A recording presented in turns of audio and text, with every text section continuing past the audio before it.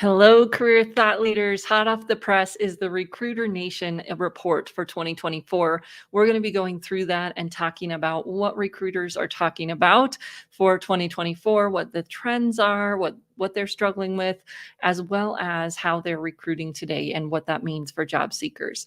So that's why we're here. We'll look at some of the top trends in terms of how they're using social media, how they're using AI, and then some of the interesting changes from 2023 to 2024 in terms of what they're looking for and what they're struggling with. So drop a note that you're joining us, say hello in the chat, and we're excited to be here and look at this 2024 hot off the press report from Jobvite, an employee called Recruiter Nation. Now, we've been watching Recruiter Nation for almost 10 years now, at least 9 years here at Career Thought Leaders, because we're always looking for the now, the new, and the next in careers. And so we are watching that report and seeing how things are evolving throughout the years and really talking about what that means for you as a career services provider and what it means for our job seekers. So I'm glad to go through it again. What I've seen anyways is that they release it on odd years.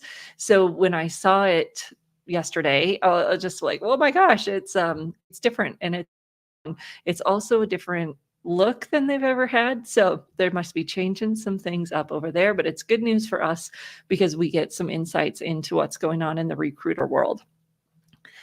Hi, Jane. It's good to see you. And let's dive in and look at this Recruiter Nation report.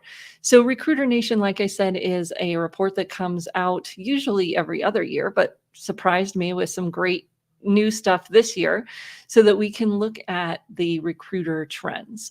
So they go out and they survey their users. So Jobvite is, and now Employ, it's a talent management system.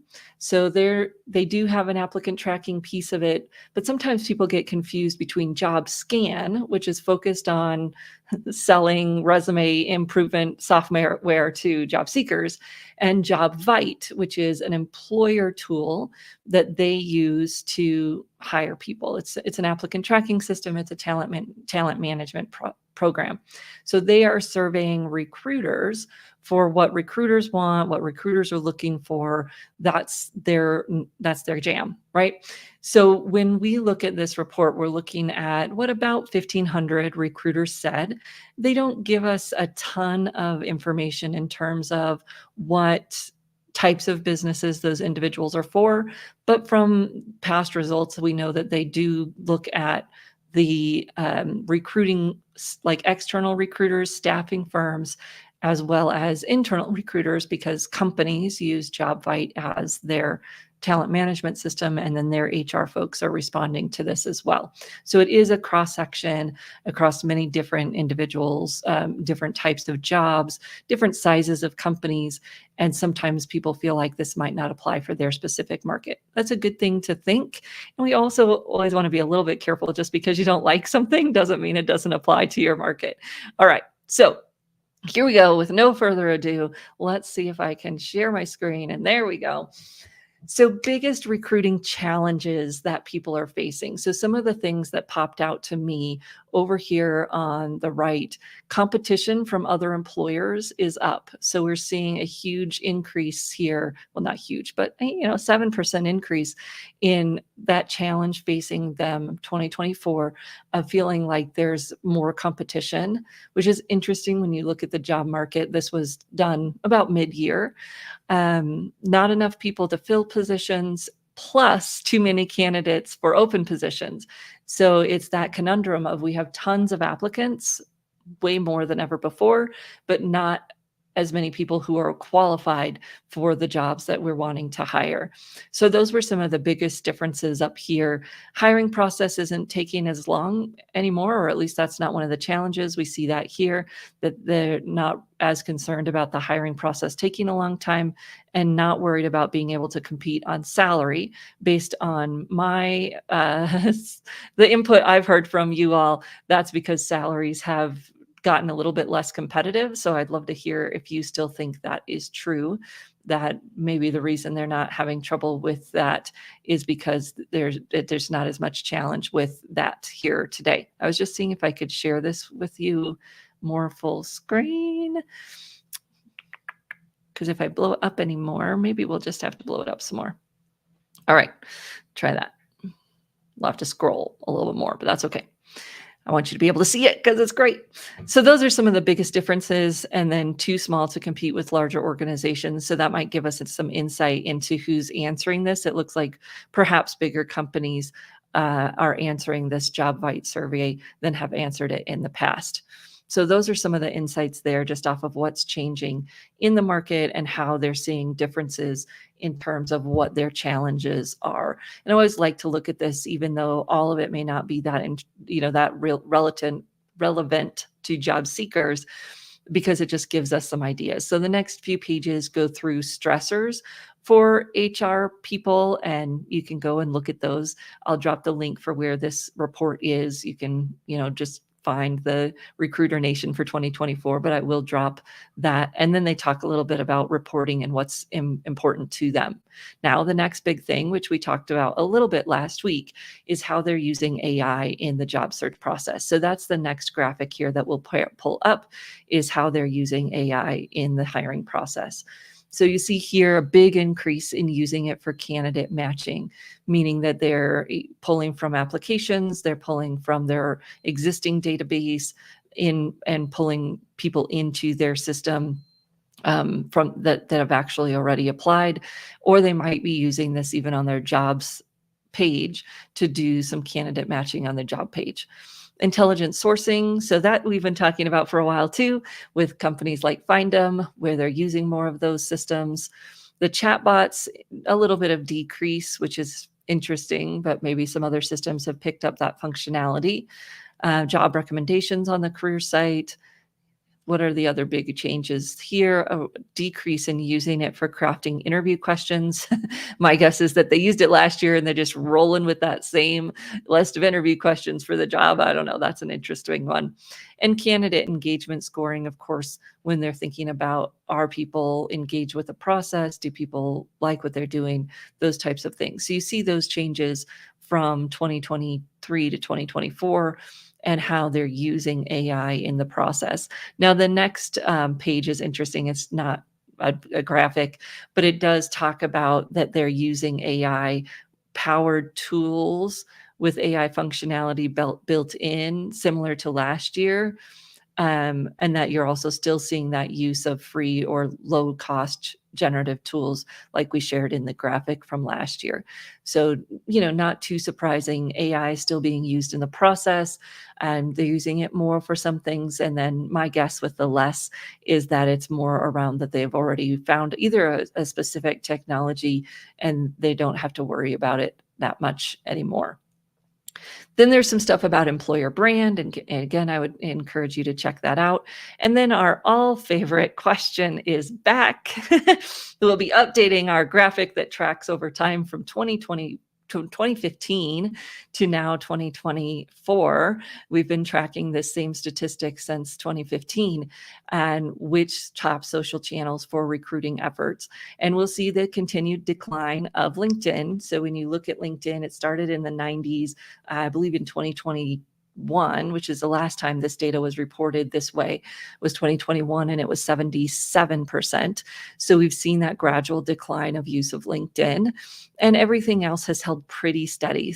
Facebook has stayed around this 65%, 67, I think maybe last year or in 2021. And you see some increases here. Now, this is the first time TikTok has shown up in a meaningful way on this graphic. And like I said, the last time they asked the question this way was in 2021.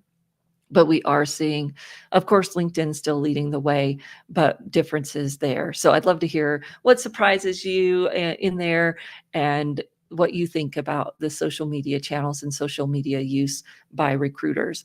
If you've been on our sessions, you know that this Facebook recruiting is not them searching and reaching out to people cold. It's almost entirely use of Facebook groups to build networks, to build community where they can quickly access referral base and other opportunities to connect with candidates for free directly through these online communities, and Facebook groups have been huge in that way for a long time.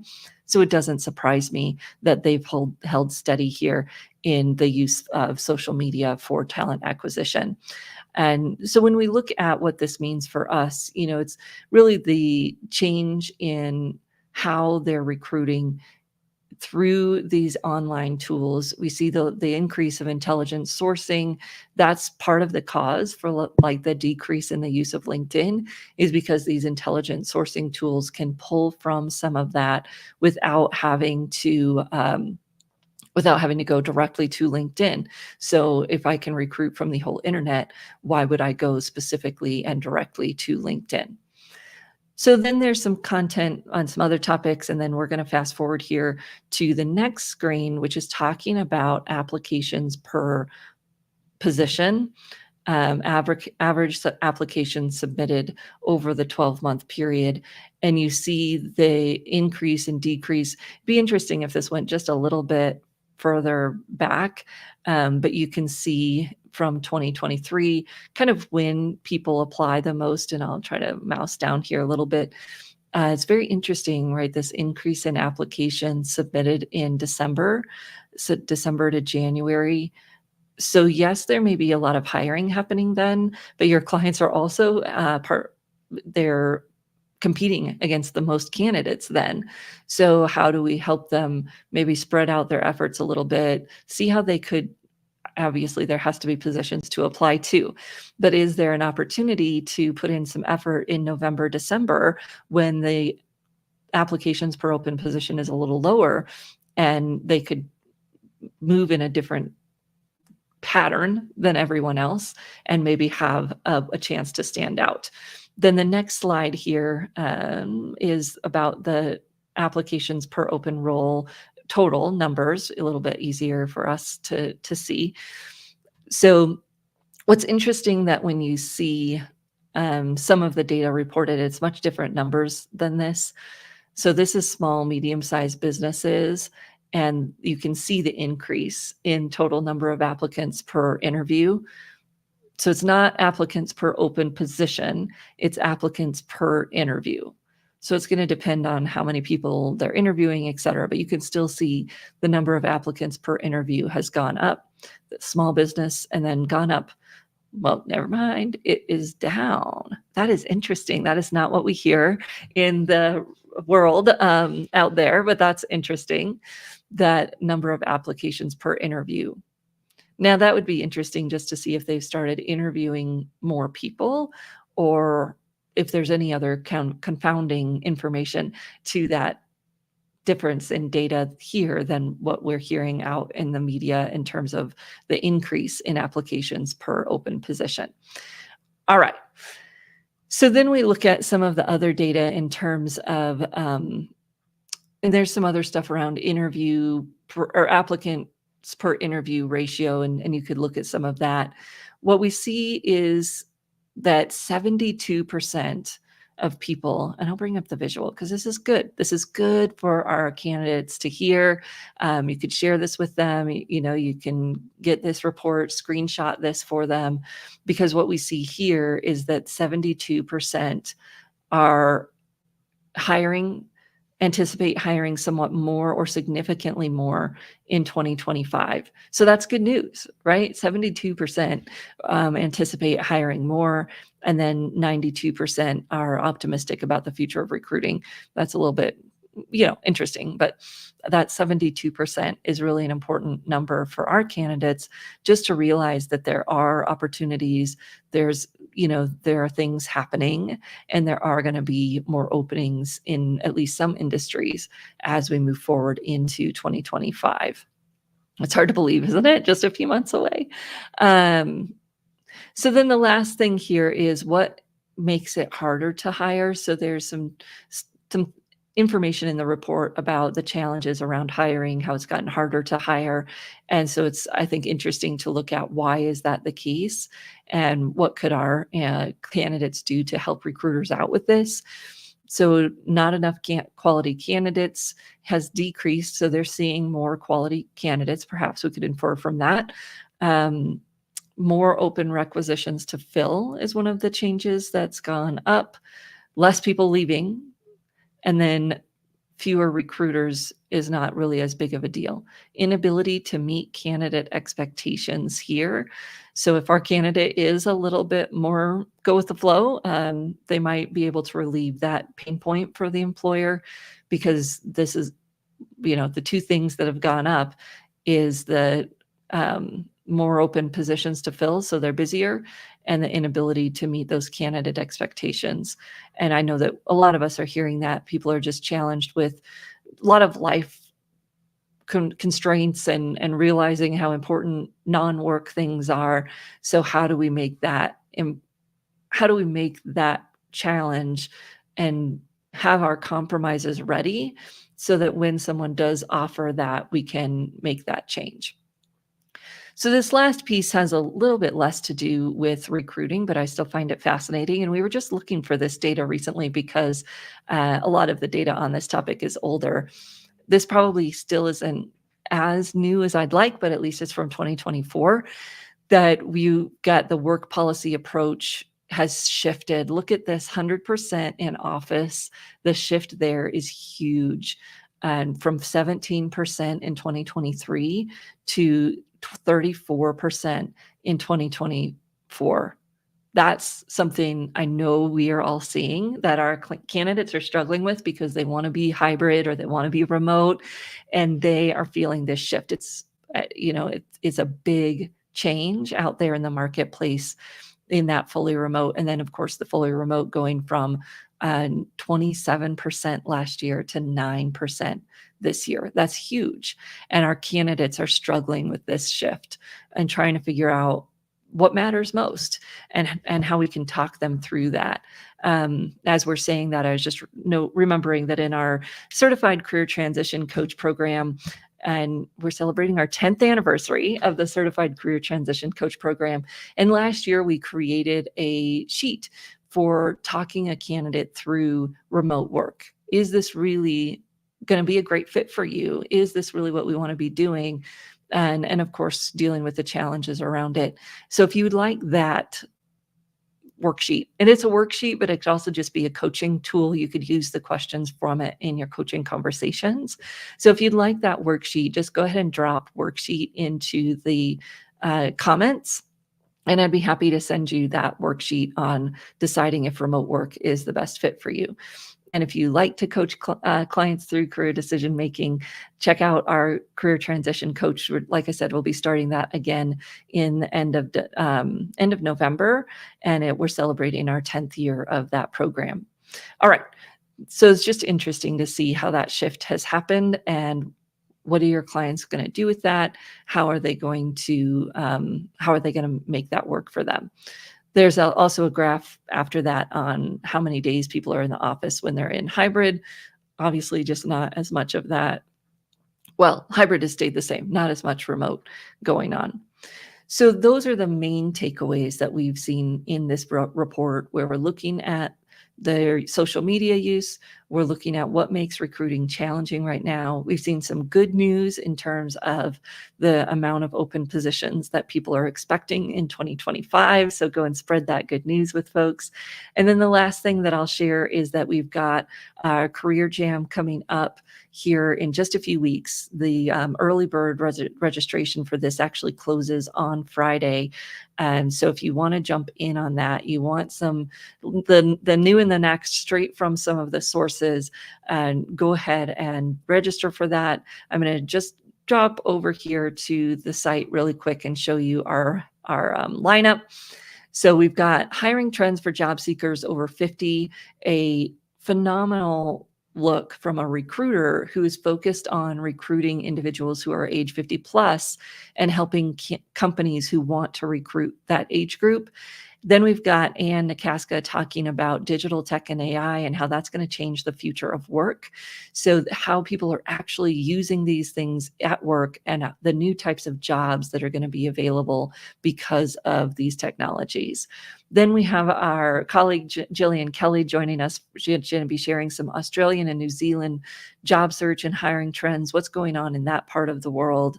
And then we've got another recruiter, Martin Redstone. He's actually an automation consultant. So he helps companies put automation in place, and he's going to be talking about how companies are using AI in their recruiting process and how job seekers are using it as well, because he's been looking at that on the other side of the coin. Chris Webb, Generation Z expert, is going to be talking about next gen careers, what careers will look like for those individuals who are just starting their careers. Then we'll have a speaker talking about sustainability and green careers, seeing this as a very big emerging trend right now, based on the 2023 World Economic Forum report, one of the main drivers of creation in careers. And then we'll also be looking at the white collar job shift. How are things changing for some of our mid-level types of workers, white collar workers? And then we've got Amy Walker, Dr. Amy Walker, talking about mental health at work. It's another big topic we've seen just grow over the last few years. How do we help our clients manage that mental health aspect of work?